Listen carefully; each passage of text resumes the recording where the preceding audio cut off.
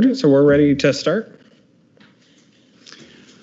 Okay, we'll call the August 26, 2020 Historic Uptown Association special meeting to order. And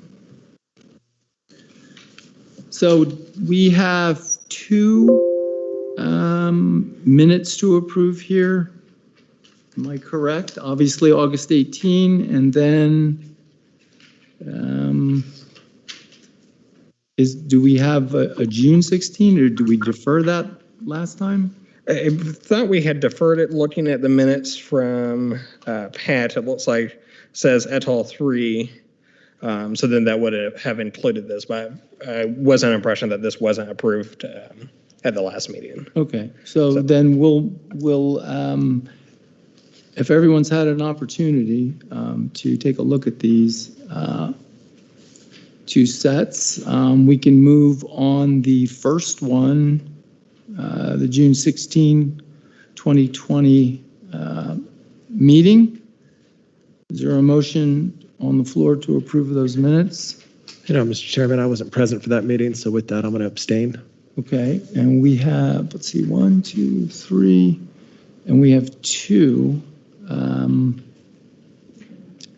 I don't think Ben was on the board at that time. That is correct. Yeah, he was not on. Was not, so that won't work. So we do have. Don't you have a quorum with the? I would, yeah. Remaining? Yeah, we do. So 4. So we do have enough to approve that. Someone want to move to approve those minutes other than obviously Ben or Robert?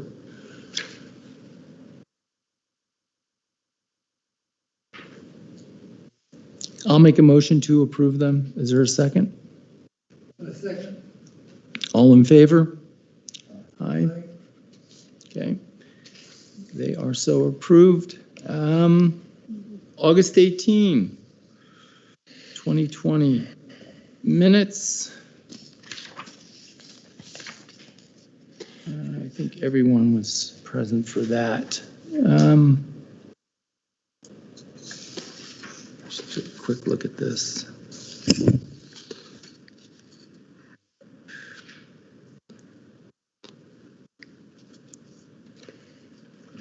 Pat, your minutes are amazing. With that, I'd like to make the motion that we approve the minutes of the August the 18th meeting.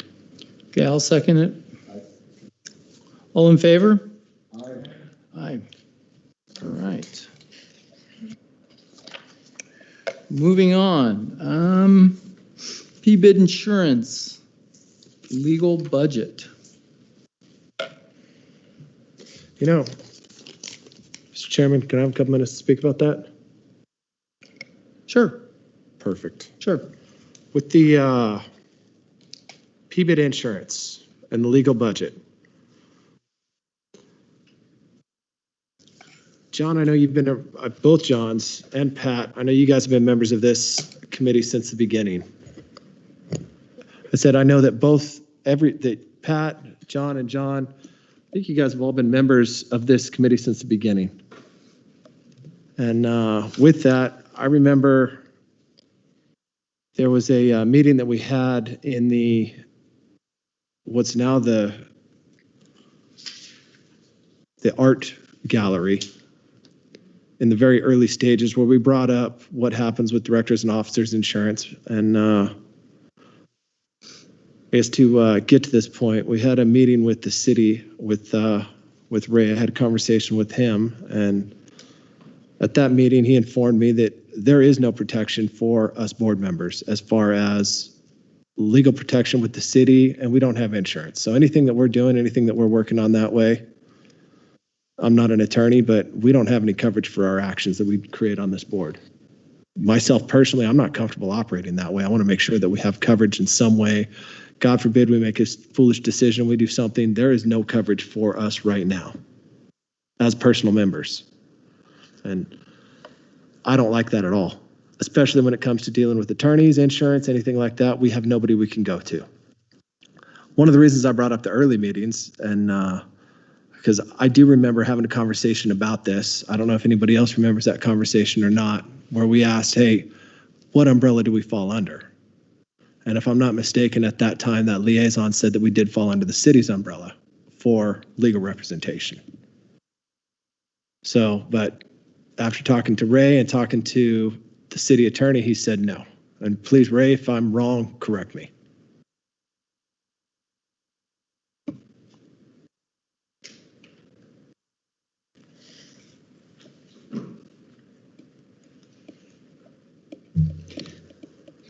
I guess I would say that's the bottom line, given the current structure of the PBID and the relationship with the city.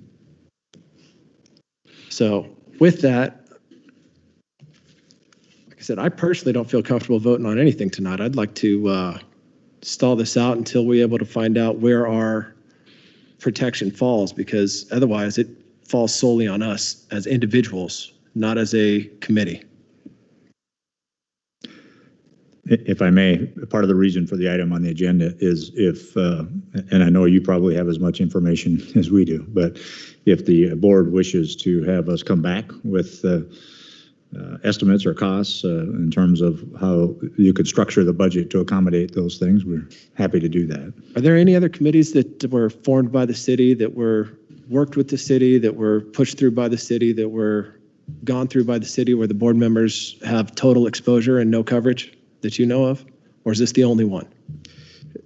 As the city attorney explained, I think, in that conversation with you and Craig, just it's based on the structure of the PBID versus how committees and commissions are formed under the umbrella of the city or city council.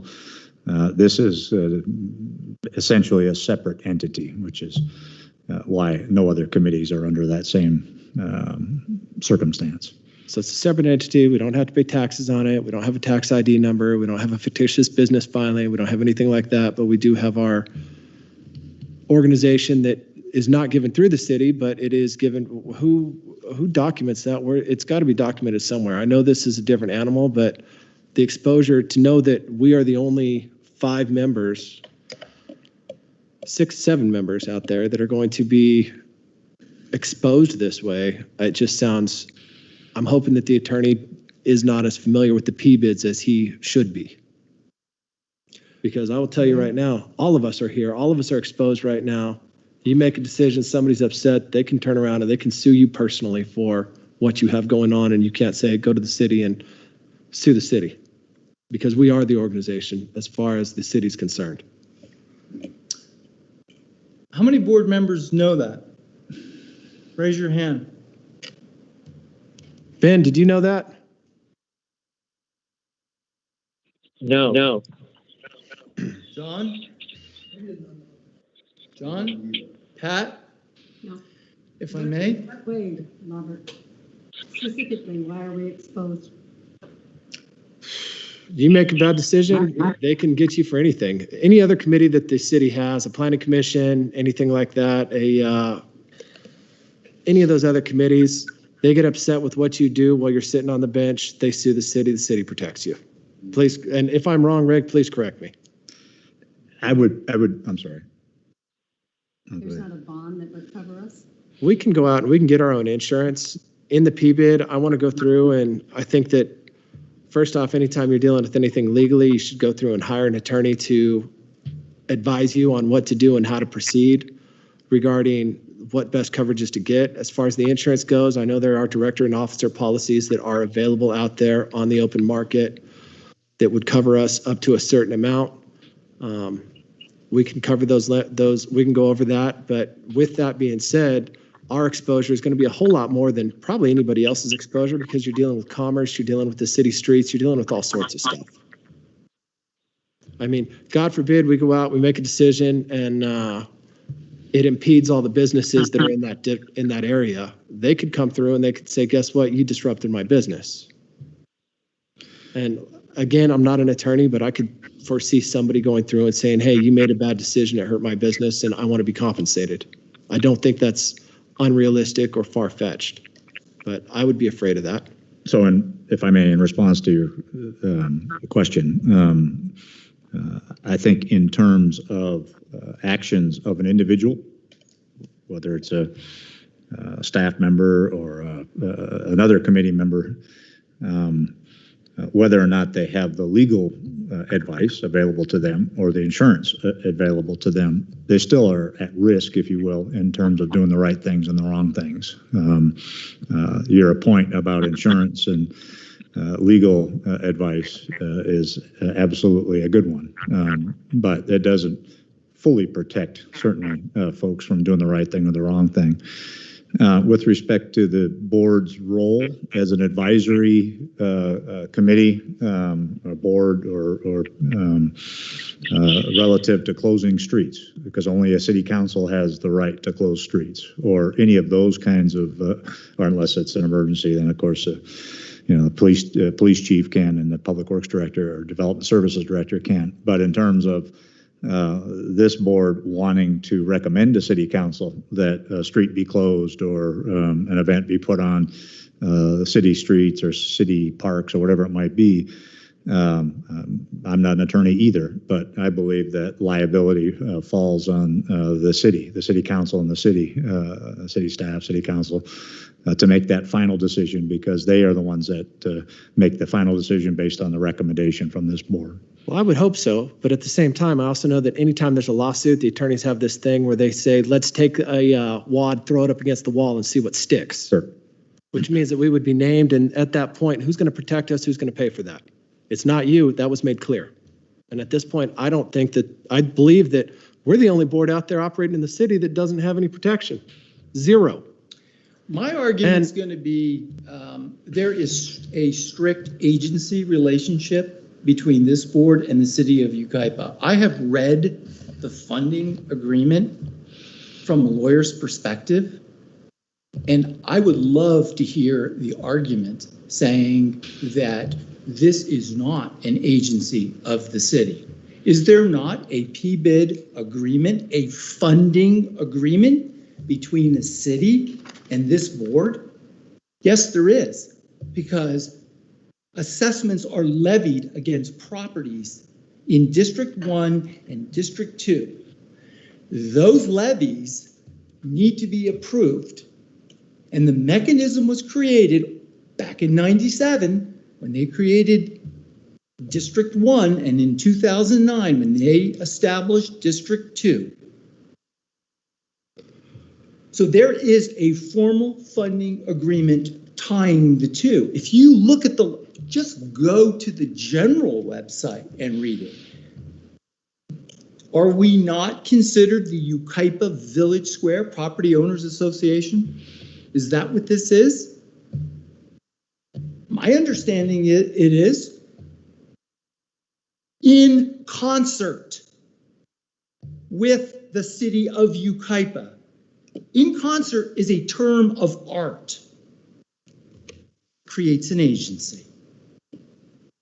I beg to differ with Mr. Snow's assessment. So now we have a situation where I found no language indicating we were separate and apart.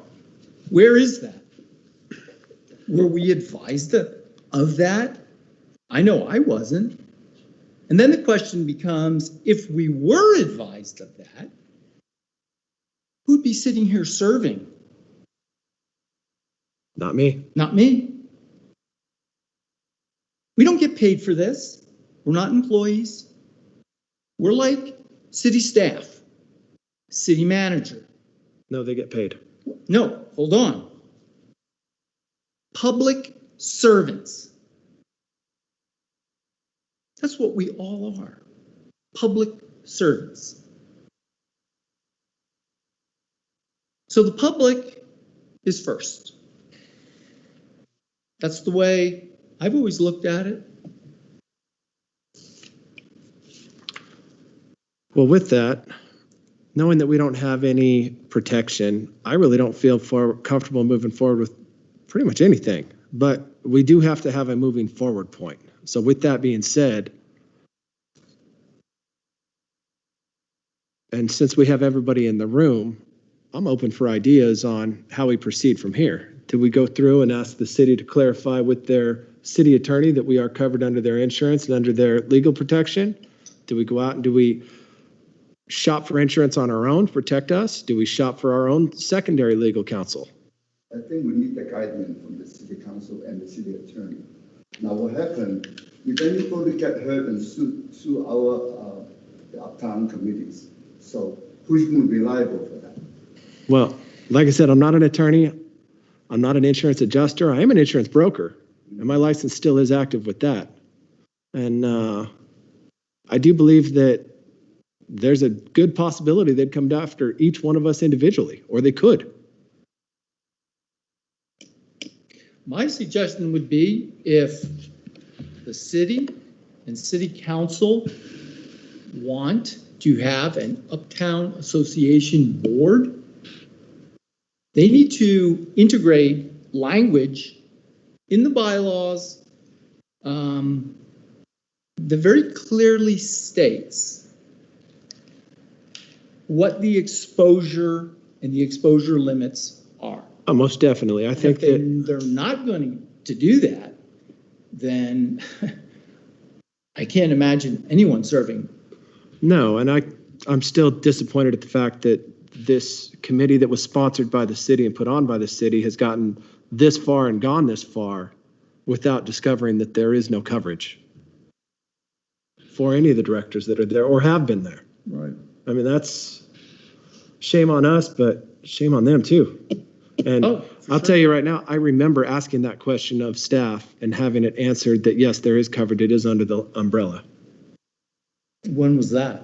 That was early conception of this committee. That would have been the first year that this was brought up. This committee was formed. When we were meeting at the, what is now the art gallery for the Uptown, or for the Vision Quest. Well, especially for those board members that have served for considerably longer periods of time that I have, people like Pat, you know, I mean, to not know. Yeah. That's. But you guys have, you know, Craig and I have done a lot of speaking. Any of the other board members have any ideas or thoughts on how to proceed from here? What's your guys' thoughts?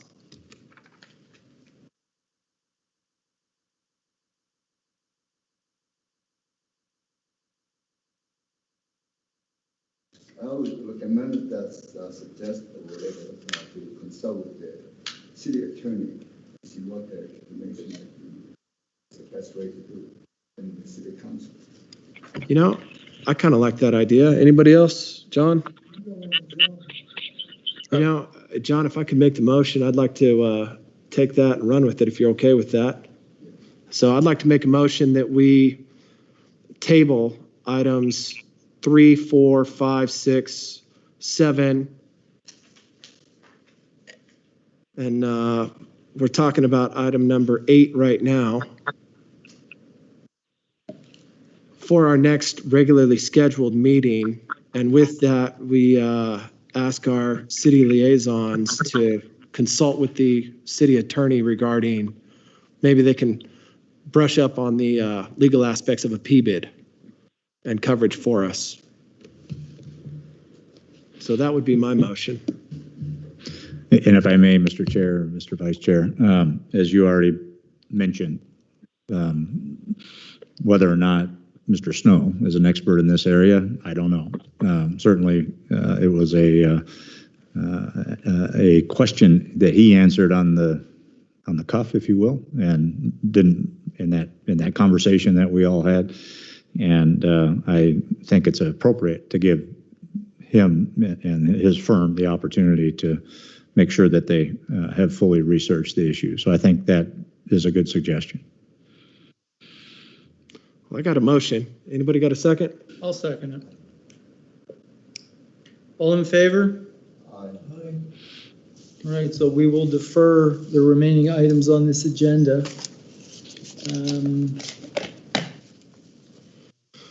The only thing I would add to it is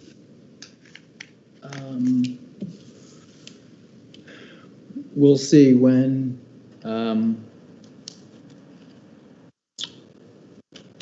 a decision or ruling can be made on what the status of this is, and hopefully it would be within the next, we'll say 30 days or month, since we have these meetings monthly.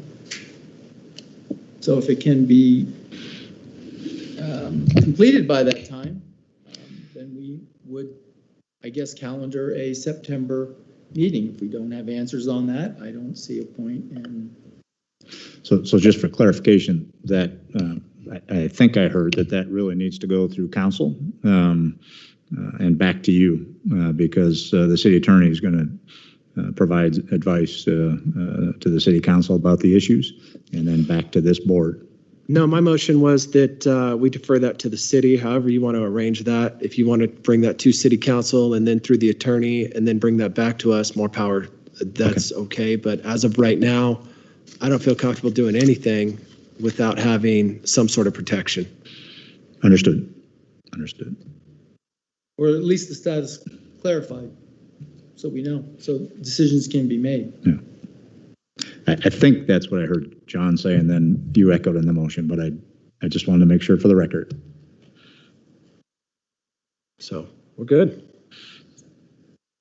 I think that's it. I'm going to call it. Yeah, we are adjourned.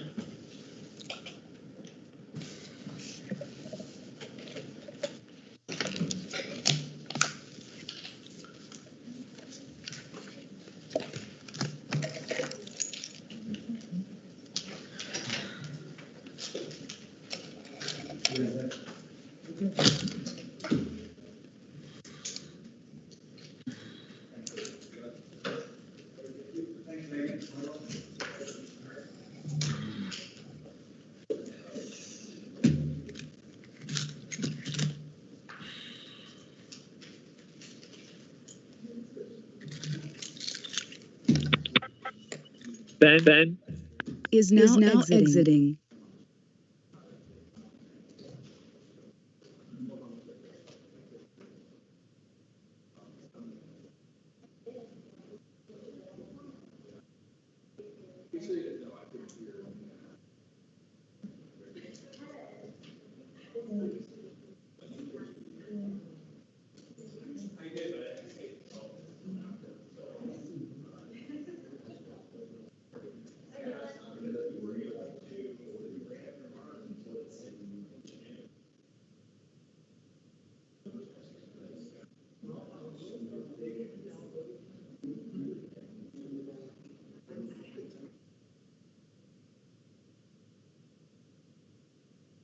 I mean, I could show you this is Word document.